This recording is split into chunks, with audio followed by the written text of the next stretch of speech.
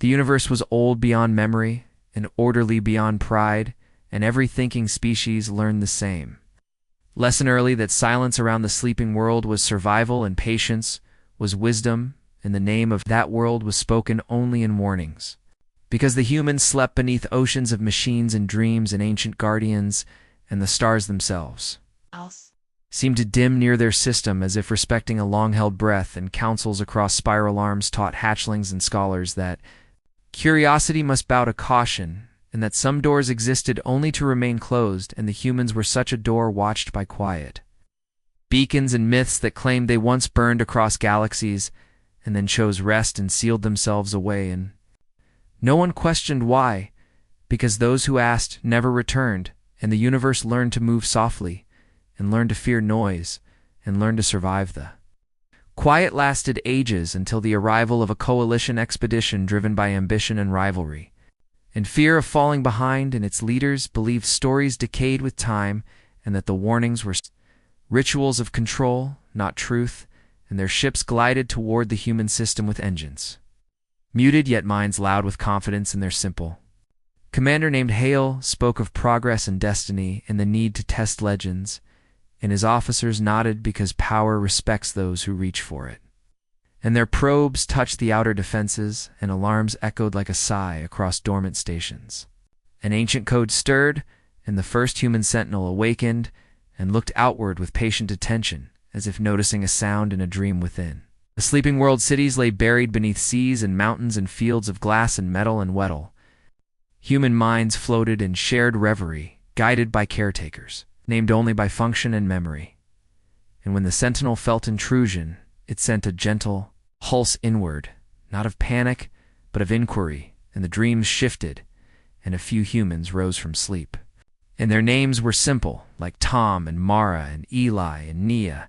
and they listened to the report with calm faces and measured breaths. 'Cause long ago, they decided that if they ever awoke, it would be with restraint and purpose, and they reviewed the intruders in judged intent, not species, and chose response, not revenged. Coalition ships breached a silent perimeter and felt no resistance, and took that as proof of weakness. And Hale ordered scans and samples, and his crews cheered softly and recorded data and joked about legends, and the universe watched and held its breath, again because the old beacons changed color and the songs of warning spread faster than light, and traders fled, and monks prayed, and soldiers hid, and the humans spoke among themselves in low tones and agreed on a single principle, that protection of the wider universe mattered more than pride,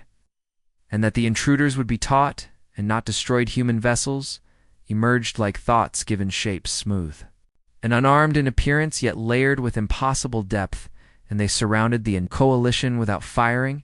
and broadcast a greeting that carried warmth and gravity. And Hale laughed and demanded surrender and proof of authority, in the humans answered with history and showed him visions of wars ended and worlds healed and technologies shared and threats contained. And the commander faltered as his crews wept at the beauty and weight of it, and still his fear pushed him forward, and he ordered weapons charged, and that choice sealed the lesson. The humans did not strike ships or bodies, but reached into the coalition, uncorks, and untied the knots of aggression and fear and ambition, and the weapons powered down, and engines slept, and crews felt calm settle like snow, and the humans spoke again, explaining boundaries and consequences, and the meaning of sleep as stewardship, not retreat. They released the ships with memories intact and guidance clear, and the coalition fled, carrying a truth heavier than any loss, and the universe exhaled in the aftermath. Councils rewrote laws, and warnings grew gentler and more respectful, and stories gained detail and gratitude, and children learned that the humans were not monsters, nor gods, but caretakers who chose rest so others could grow. And the beacons returned to their quiet hues, and trade resumed, and the humans turned to sleep, satisfied that restraint still held, and that the rule remained for good reason. And far away, Hale resigned and spent his days teaching humility, and the universe endured a little wiser.